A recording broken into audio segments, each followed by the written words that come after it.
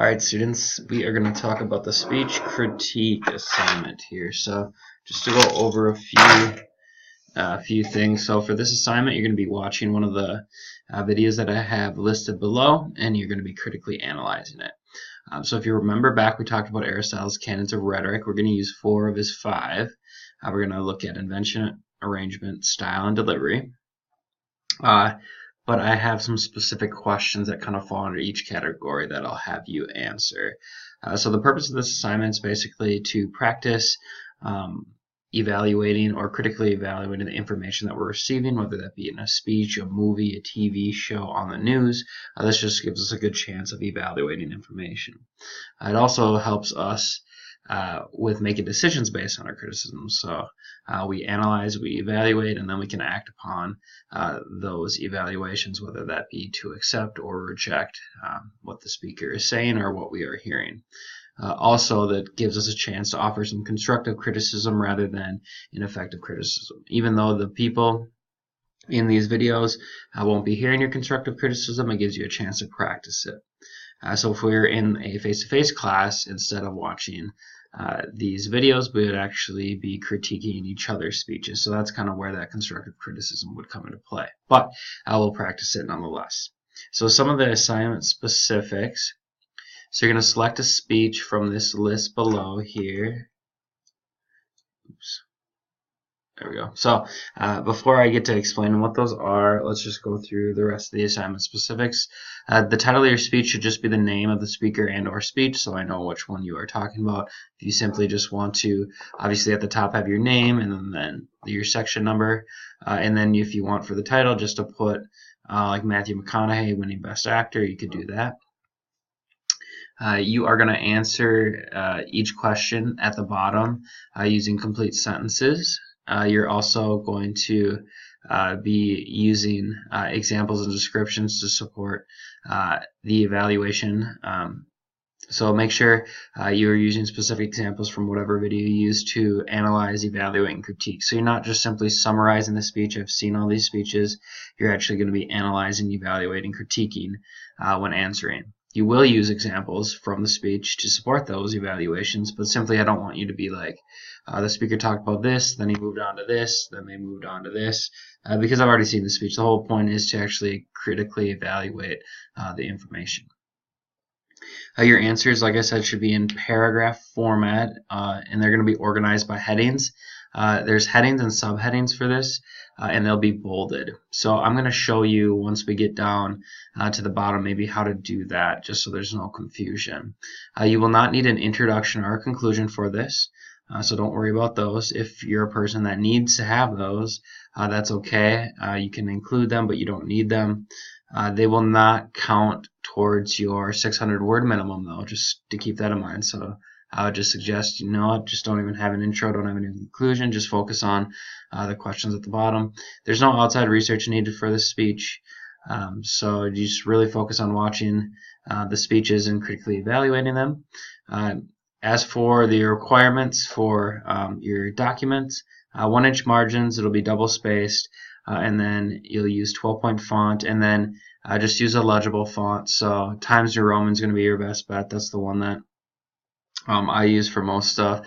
For my assignments, let's see if this loads for me. I use this Calibri or whatever you want to call it. That's the one I use. You can use that. You can use Arial. So if you're trying to think of, okay, what font is a little bit bigger, that won't really matter because it's more judged on the words that you use in your speech. So getting into what types of speeches we're going to look at, you can look at Matthew McConaughey's winning Best Actor speech. It's a really good speech, and it'll be an example of a commemorative speech, which is later on in the semester. Maybe a not so good speech is the Impractical Joker's Best Man speech. It's a funny one, but it might be a little bit harder to pick out some stuff because he doesn't do the best job of delivering that speech. There is a speech by Connor. It's an informative speech on Tommy John surgery. Connor was in my class last semester, or excuse me, in the past, but he did his informative speech on Tommy John surgery, and it was a really good speech. He was a baseball player here at Iowa Western, so you can use that one. There's also a best man speech, just kind of a little bit of a humorous best man speech that you can just find simply on YouTube. There's George W. Bush's post 9/11 speech that you can watch, and then lastly, there's Ellen's commencement speech at Tulane after Hurricane Katrina. So all of them, I would say 2, 4, 5 of the 6 are examples of maybe good speeches. One is an example of a bad speech. Some of them are only 4 minutes long, 5 minutes long. Others, like Ellen's, are 10 minutes long. It's kind of up to you. So if you want to pick one that's a little bit shorter, just know that you're really going to have to look for the information that you need then. But obviously the video is not as long. If you pick a longer speech like Ellen's, yes, you'll be watching a longer video, but there's more information in there. So let's get into the questions. So if you look, we got invention here, which is the way the speaker uses his or her resources to influence the audience. We have 3 different types of proofs. We have ethical, emotional, logical. So we have the ethos, we have pathos, and then logos. So that is kind of what we're going to look for invention. So you just go through the questions. Basically, this is what you're going to do. You're going to answer these questions, but rather than, I'm just going to go to my copy over here. So rather than just typing your answer underneath each one of these, the stuff that is italicized, you can just basically take that out when you're answering. So I watched the speech. Maybe for the time being, I want to just type my answer here.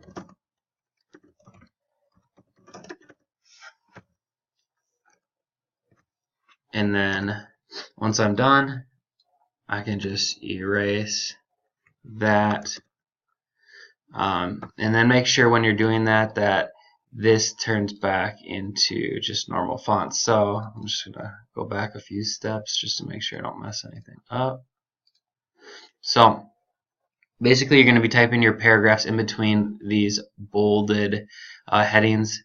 So the bolded headings you keep, and then you get rid of this other stuff, and that's where you answer these questions. So I don't know if you want to kind of take notes on the speech and then go back and type out your paragraphs, but what you are not doing is simply just underneath each of these questions typing yes, no, and then a quick answer. You're actually writing these out into a paragraph form.